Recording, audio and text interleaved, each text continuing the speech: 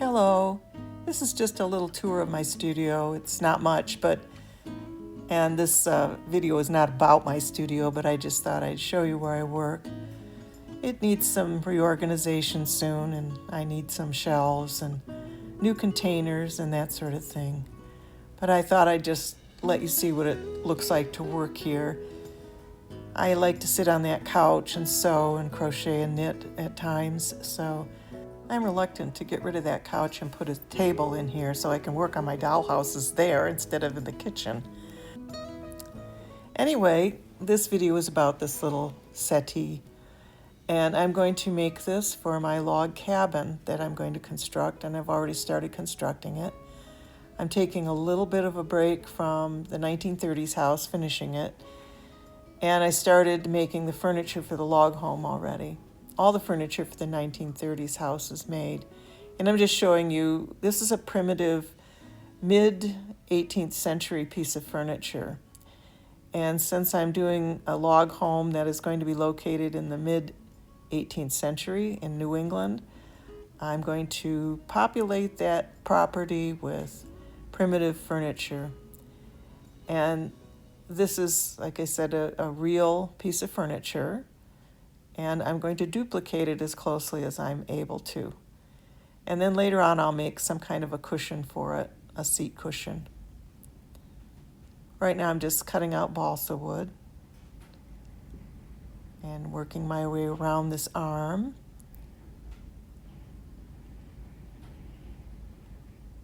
You might hear some wind in the background.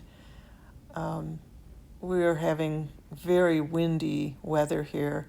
We had very high winds here for several days, and we did sustain some damage to our property, but it wasn't anything really significant, but inconvenient.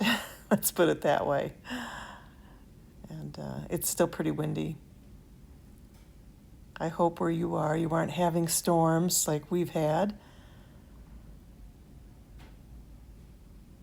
For now, the storms have subsided, so I'm very grateful for that. And I'm just cutting around as I usually do. When I do a curve, I'll cut as much as possible into the curve, making little slices so I don't split the wood, because balsa wood does split quite easily. And I'll sand those pieces a little later. This is the back, and you can see that it's angled on the sides, and also the arms are angled a little bit too. I don't know if you can tell. And I'm just going to cut this out.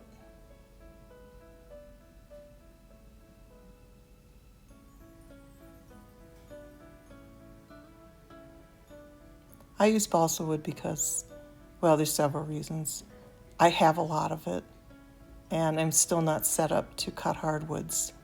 And I don't really have the tools to make, to join wood and that sort of thing. So I do what I can do. Now, these are the arms, how they're going to be put on, and that will be the seat, and the template will just help me to see how it's going to be adjusted. This should also be cut at an angle as well, but I decided not to. I decided to cut it a little bigger, and these two pieces of wood are going to be put together and glued together and to look like the piece. I could use a 1/4-inch piece of balsa wood, but I decided to do it to make it look like the actual piece.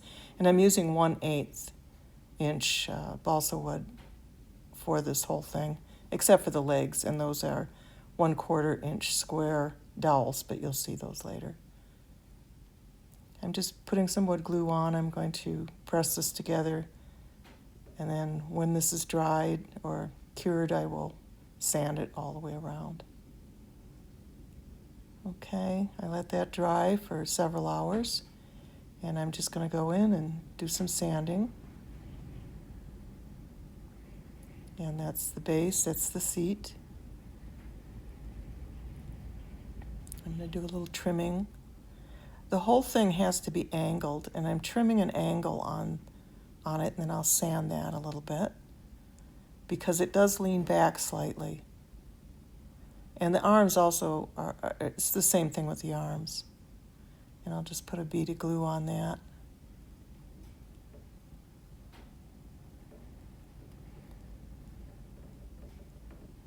And see if it will hold. And I'm going to put some pins in. And these are quilting pins, but you won't see the holes after it's painted. It's not a problem, but it does hold it together and allows the glue to cure. I'm just seeing where I'm going to position these side pieces, the arms. And now I'll sand those and make sure they're sufficiently smoothed down. This is just a little curved sanding piece. I had bought a stack of them on, I think it was Amazon, about 2 years ago. And it came in a big bundle, so I've been using them steadily. I'm just going to go work my way around.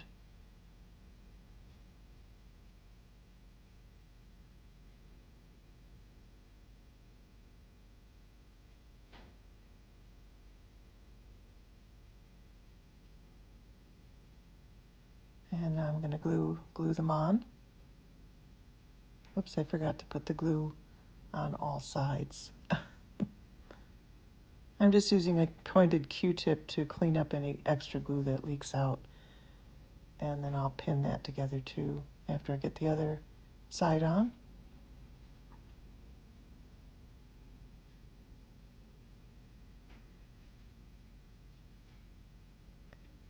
I really want to keep this log cabin to be accurate historically. So each piece that I make for this new build, I'm going to duplicate from actual furniture of that same period.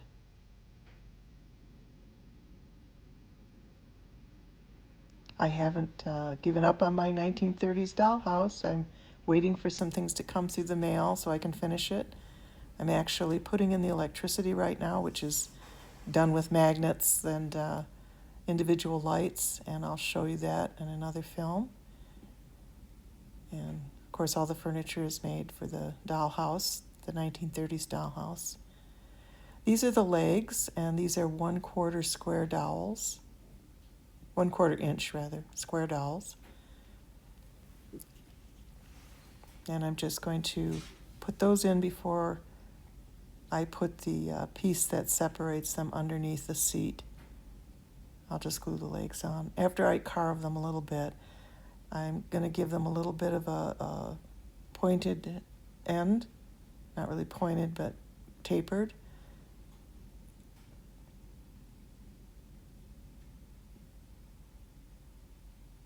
And these are the feet that will go on the floor, the tapered end.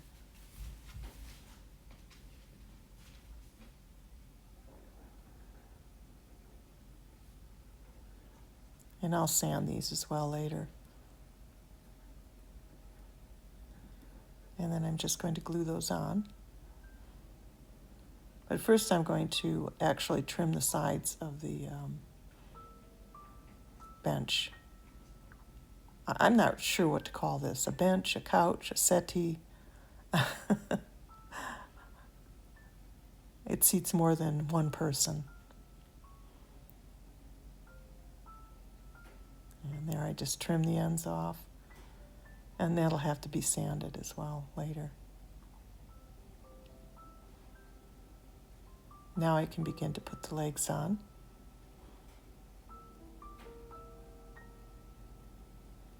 But first I'm going to sand all the way around. And this is 600 grit sandpaper. Found if I used heavier grit on balsa wood, it shreds it. So I try to stick with the finer papers.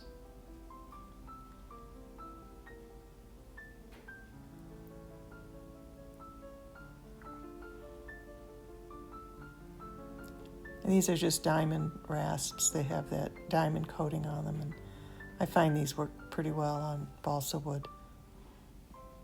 And there's all different shapes, and you can get into the corners and do the curves.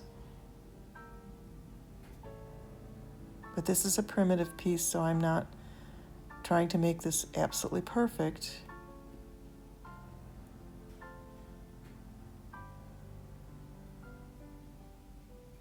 And the legs will go on next. Just stick that pin through, and then when I glue it, I can just push it through into the piece of wood, and they'll stay. And then I can straighten it out a bit.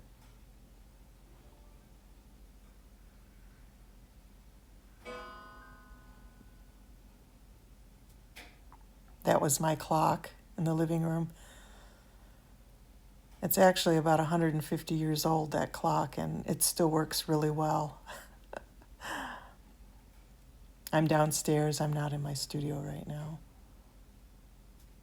It's a little quieter up there, but I have to keep my eye on our wood-burning stove right now, so I'm down in my kitchen. And of course, this film is speeded up, so in case you wondered. All right, now I'm going to put on the skirting that goes underneath the seat, and that will also make the legs more stable and straighter. So I'm cutting out several pieces, 2 long ones, one for the front and the back, and then each side will have a piece the same height and different widths though. I'm just trying to decide how big I want this. It looks like 1/4 of an inch will be adequate.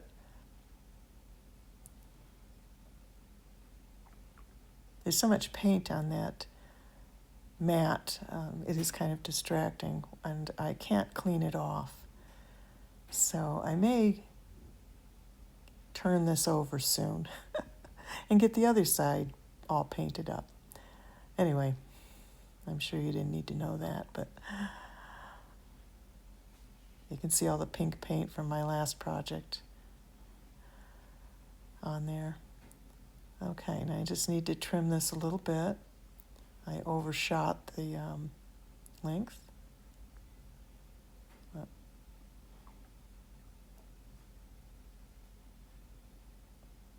I'll have to take the same amount off on both sides and just start with a little bit and make sure I do it right this time. Okay. And I'll pin that in place as well. On both sides of the legs, pinning it in so that it straightens the legs out. And another piece will go on the back, and then one on each side.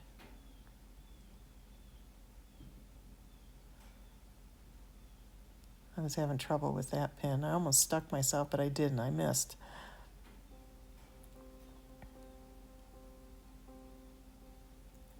I keep fooling with this, but I'll get it.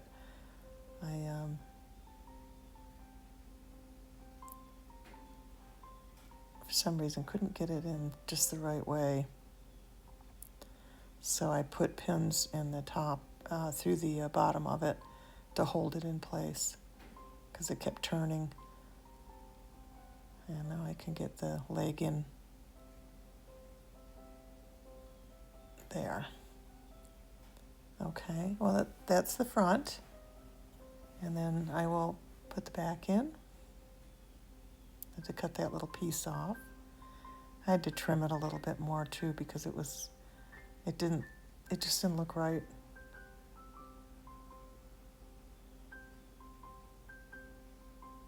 I tried not to have too many completely straight edges, because then it wasn't going to look like it was handmade.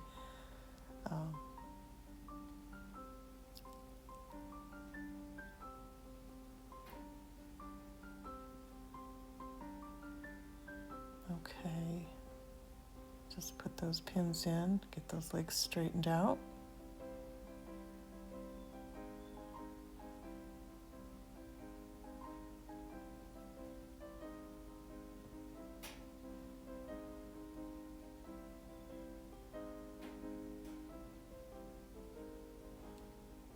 just pinning it in all the way down to the leg, and then I'll pin again on the sides for the legs.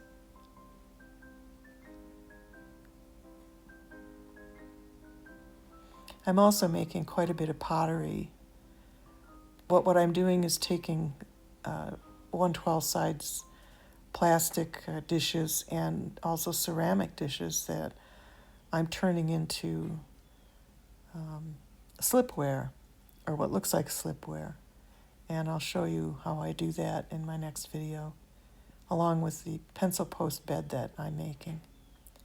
Okay, and there's the two little pieces that go on the side, and I'll just put those in, and then I'll be able to sand this one more time, and then we'll start the layers of paint. This is not going to just have one layer of paint like you've probably been used to seeing me do for the 1930s dollhouse. This is going to be several layers of paint finished up with an antiquing wax in order to get that look that I'm after, that the original primitive has.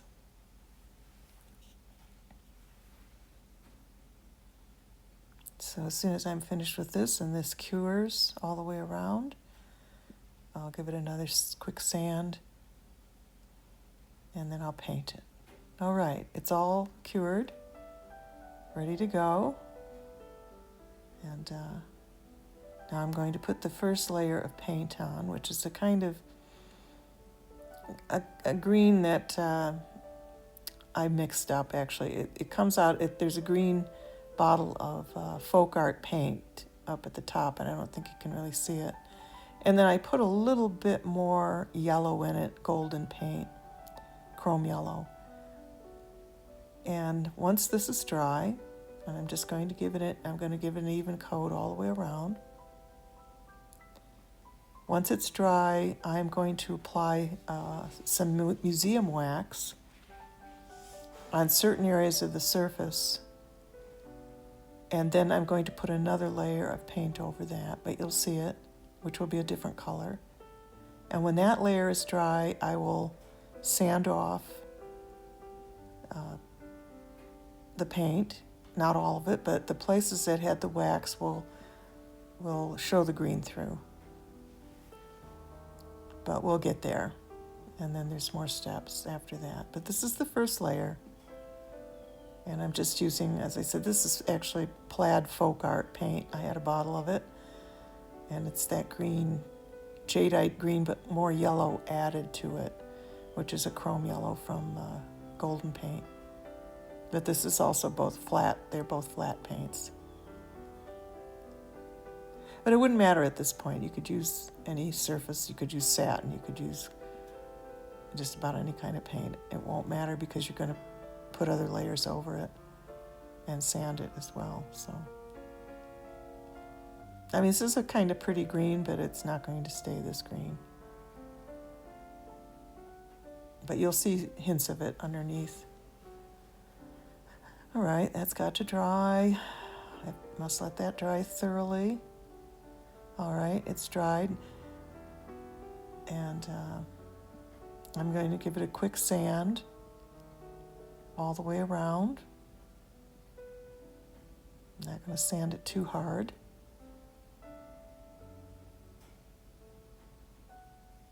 Just to make sure there's no pieces sticking up or, fuzz. Balsa wood gets fuzzy, especially on the ends when you cut it.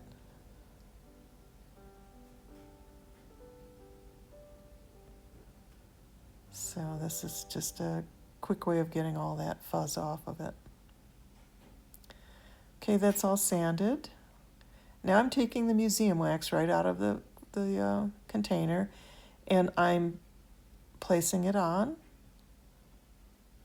just randomly. I'm trying to give wear marks in some places too, so that it looks like an arm has been on it a lot, or legs have been over the edge, and it gives a little wear on the back and on the top, and where kids might kick the legs and that kind of thing. So this is, like I said, museum wax. And this will resist the paint, that next layer. I'm just going to smooth it down with my fingers all over. And now I don't have to wait for that to dry because the paint's dry, and of course the museum wax doesn't dry. I'm using another type of paint, another color. I'm going to mix a little bit of burnt umber in this beige paint, and I'm going to put a little bit of wood glue in there. And what this is going to do is make a unique kind of finish, and also some clear leveling gel to thin it out. And the wood glue leaves a very hard surface when it dries. So this is going to harden the wood a bit, and it really does seem to work. And the rest of the paints are a matte finish. And I'm just going to go over everything. I put a little bit of water in it. I thinned it out. So you see it's been thinned. So a thin layer of this paint goes over. And you don't have to be real careful with this step. You just want to make sure you get good coverage. And then this is going to dry. And you see the green is even still showing through, which is fine. This is just exactly what I wanted it to do. By thinning it with the water, that helps it maintain that background green to some degree. And then when this dries, then I will sand it again. And the places that had the wax will come up much more easily. And the wax will get partially sanded off as well.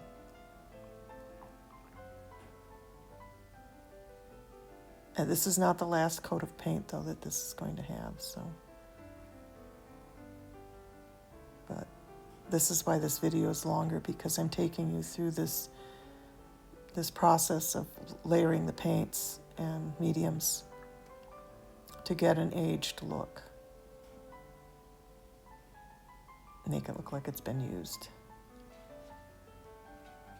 And we're not there yet. Okay, now I'm going to let that dry. It's all dry. And I'm going to sand it again. Now I'm sanding it to get the places where the wax was. It's coming right off. And I put some all over, here and there. On the arms, where the arms would rest, and on the sides.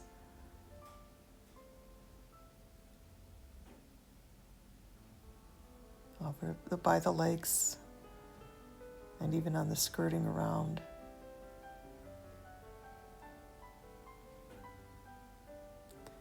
And this is also 600 grit paper. I'm not using a real heavy paper. Okay, now I'm going to give it another coat of paint, and this time I'm going to go much lighter.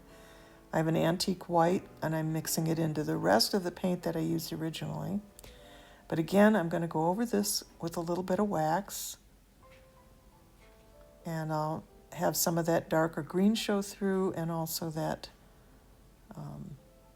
color that's over the darker green, that darker cream color that I put over. It's still peeking, the green is still peeking through. So I'm actually putting more wax on it this time, a little bit more.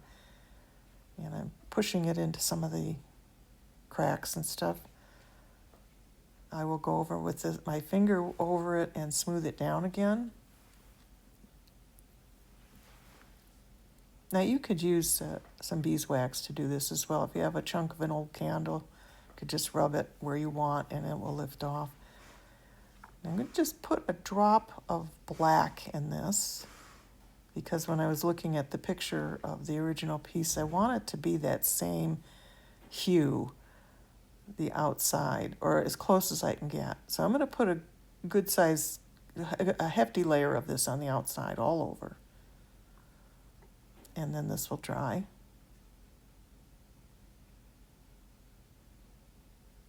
And then I will sand it again, and then there's a final step after this.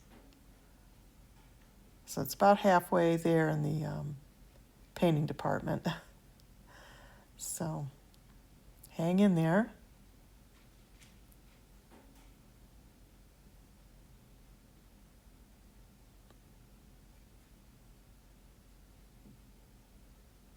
paint the legs.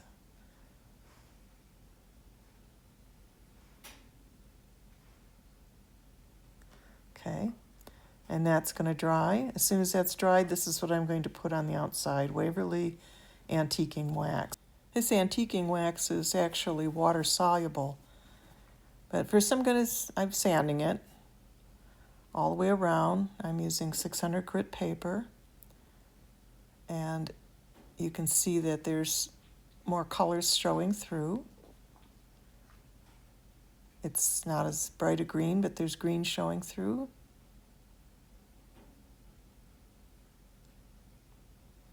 And it looks like it has some wear on it now. And I'll just get in there and get as much off as I can there. Now this stuff, I'm going to paint it on, and then I'm going to wipe it off. If you don't wipe it off, it will never dry. Really. It's made to be wiped off. You apply it, and then you wipe it off. I actually watered this down a little bit because it is water soluble, because I didn't want it to be quite as dark, but I do want it to go into all those little cracks and crevices so that it looks like it's accumulating age and dirt. So I don't even know if they still make this stuff. I tried to find it on Amazon. I bought it years ago, and I've used about half of it, but I don't know if they make it anymore. And it's actually listed as a wax, but water soluble. So I just put it all over, and then I'm just taking a paper towel and wiping off the excess. And it is going to warm this up a bit. The original isn't quite as warm a color, but it's very similar to this. It's a lighter painted piece of furniture.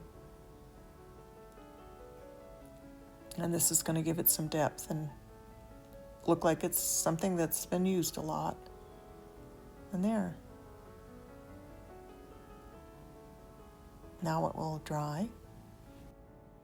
And I'll just put it aside for a few minutes here while I take some stuff out of the way. And I just wanted to make sure every blot of it was taken up.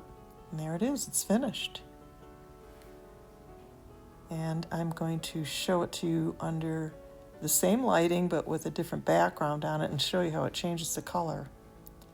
Okay, same lights. I just put this piece of chipboard behind it, and that's really, now when I look at it in the film, that's really what it looks like in person.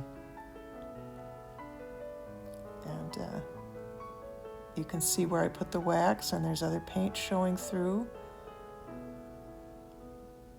So there's quite a few layers there to get that effect, and it ended up with the wax at the end, putting it over the whole thing. I'm going to put my little guy on there to see how he fits. Oh, there he is. Of course, he's not in the right costume, but we'll fix that later. And you could put 2 or 3 people on that bench.